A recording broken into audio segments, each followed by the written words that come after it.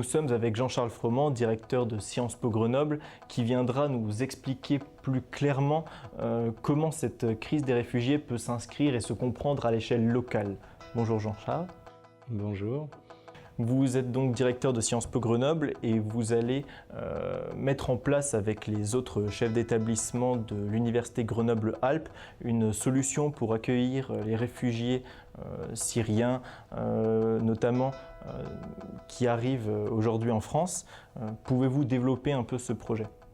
Alors, je crois que d'abord ce qui est important d'indiquer, c'est qu'effectivement c'est une initiative collective de l'ensemble des établissements du site de Grenoble, coordonnée par la communauté universitaire Grenoble-Alpes. L'ensemble de ces établissements a souhaité effectivement pouvoir prendre part à la gestion de la situation des réfugiés qui arrivent sur notre territoire en voyant comment finalement nos établissements pouvaient leur proposer des conditions facilitées d'accueil, d'inscription, de suivi, de déroulement d'études au sein de nos établissements d'enseignement supérieur et de recherche, d'autant qu'on sait que finalement l'université, la capacité de se projeter dans une formation est extrêmement importante pour eux, à la fois afin de faciliter leur intégration, mais aussi pour leur donner la capacité de se projeter sur un futur qu'il soit finalement au sein de notre pays ou simplement bien dans le cadre de leur développement personnel et professionnel pour les années à venir. Donc en lien notamment avec les collectivités territoriales, c'est vrai que voilà, l'université et l'ensemble des établissements se sont organisés pour définir une réponse convergente qui vise véritablement à faciliter les possibilités pour ces réfugiés de trouver une réponse correspondant à leurs besoins au sein des établissements. Et techniquement, comment ça va se passer pour accueillir des élèves qui veulent rentrer peut-être en licence, des doctorants ou même des professeurs? Alors, c'est vrai que ça s'adresse aussi bien aux étudiants potentiels qu'aux enseignants qui voudraient pouvoir trouver dans tel ou tel établissement un cadre d'accueil à la fois afin de donner éventuellement des enseignements, mais aussi de pouvoir développer des recherches. Donc pour organiser cela, il y a une cellule de coordination qui a été mise en place au niveau de la communauté université Grenoble-Alpes, qui est copilotée par la directrice des relations internationales de la communauté université Grenoble-Alpes et la directrice des relations internationales de l'université Joseph-Fourier. Tous les établissements ont désigné un référent qui est chargé d'instruire au sein de leur établissement les demandes d'étudiants réfugiés qui pourraient les concerner. Et cette cellule de coordination se réunit de façon régulière ou va se réunir de façon régulière pour faire un bilan de ces demandes, des questions qui se posent, d'ajuster aussi la stratégie de l'ensemble de nos établissements pour pouvoir bien prendre en compte les demandes qui seraient formulées. Et aujourd'hui, justement, au niveau de ce bilan des demandes, à combien on en est? Alors aujourd'hui, c'est un dispositif qui est relativement nouveau. Le communiqué de l'ensemble des établissements qui indiquait notre volonté de prendre part à la gestion de la situation des réfugiés ne date que de la fin du mois de septembre. L'organisation afférente a donc été mise en place au tout début du mois d'octobre. Aujourd'hui, il y a une quinzaine de demandes qui sont parvenues au sein de l'ensemble des sites, avec une identification qui reste encore à préciser parce que ça peut toucher des niveaux de formation qui sont extrêmement diversifiés, qui vont du doctorat à des étudiants dont potentiellement par définition on ne sait pas exactement quel est le niveau parce qu'un réfugié, par essence, il ne vient pas avec l'ensemble de ses diplômes sous le bras, donc il faut aussi qu'on puisse travailler avec eux, évaluer un peu le niveau et qu'on puisse à partir de là essayer de proposer des formations qui sont adéquates et surtout avec un cadre qui soit aussi un cadre adapté, facilité compte tenu de leur situation.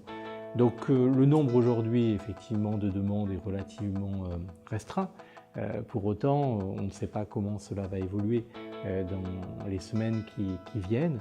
Et en fonction aussi de cette évolution du nombre de demandes, de l'identité, de l'orientation finalement de ces demandes, il faudra voir quels dispositifs complémentaires peuvent être mis en place ou non.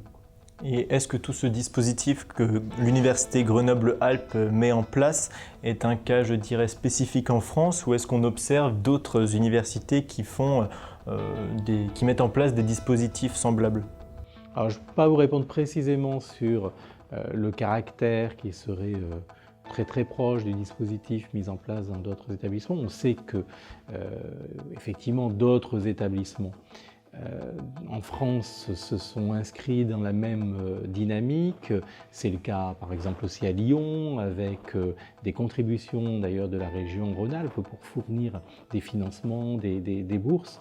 D'autres établissements sont dans la même logique. Après, chaque territoire s'organise différemment, plus collectivement comme à Grenoble, plus individuellement comme dans certains autres établissements universitaires. En tout cas, je pense qu'effectivement, ça fait partie d'une sensibilité, d'un projet, d'une volonté partagée de la communauté universitaire dans son ensemble, de voir la façon dont elle peut aussi contribuer à sa mesure, au regard de sa compétence, à cet accueil des réfugiés en France.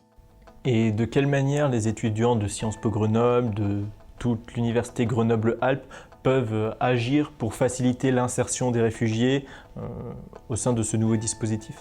Alors il y a une plateforme d'une part qui a été mise en place, notamment par la ville de Grenoble, qui permet d'identifier l'ensemble des initiatives qui pourraient être prises, que ce soit par des établissements, que ce soit par des associations, pour apporter finalement leur contribution à la gestion de la situation de ces réfugiés. Donc déjà, en fait, les étudiants peuvent se manifester dans ce cadre. Ils peuvent se manifester aussi auprès de la cellule de coordination de la commune, où là aussi une adresse spécifique a été mise en place. Et comme on peut le constater par exemple à Sciences Po, où une association a été créée spécifiquement pour accompagner l'accueil des étudiants internationaux, on peut très bien imaginer qu'une initiative de même nature puisse se mettre en place pour aussi accompagner ces étudiants réfugiés qui, par définition, ont besoin d'être aidés pour bien comprendre aussi notre système, être bien orientés pour tout simplement faciliter leur accueil dans des univers, dans des contextes qu'ils connaissent mal. Alors c'est vrai qu'aujourd'hui, comme je vous le disais tout à l'heure, le nombre d'étudiants concernés est encore relativement peu important et donc ne justifie peut-être pas d'une mobilisation qui serait disproportionnée par rapport au nombre de demandes reçues, mais d'une part cela peut évoluer et dans tous les cas, toute initiative de la part des étudiants pour contribuer à cette meilleure intégration de ces étudiants réfugiés sera nécessairement bienvenue. En termes d'accompagnement, de démarches, il y a plein de choses qui peuvent être faites. Est-ce que vous voulez rajouter un dernier mot? Non, je crois que simplement ce qu'on peut dire, c'est qu'il y a vraiment une initiative qui est totalement partagée par tous les établissements, qui se fait aussi en coordination avec les acteurs territoriaux du site. Donc on est vraiment sur un projet partagé, ça se fait aussi en relation avec la préfecture, la cellule mise en place au sein de la préfecture pour gérer ces situations. Et donc là, on est véritablement sur un projet qui est à la fois interinstitutionnel, interétablissement, et sans qu'il y ait quelque établissement qui freine dans cette volonté de mieux accueillir ces étudiants. Après, il y a un travail qui va être encore à mener, on y réfléchit collectivement pour voir dans quelle mesure, parce qu'on est déjà dans une année qui a commencé, nos réponses en termes de propositions d'accompagnement pédagogique peuvent être adaptées véritablement aux besoins, au profil des personnes qui le demandent. Est-ce que ces réponses finalement peuvent être données au regard des formations existantes? Est-ce que ça suppose, à contrario, d'inventer, de mettre en place de nouvelles formations qui seraient plus adaptées? C'est toute une réflexion qui reste encore en cours Et l'ensemble des établissements et l'ensemble des référents des établissements travaillent ensemble pour suivre cette évolution et ajuster progressivement notre réponse.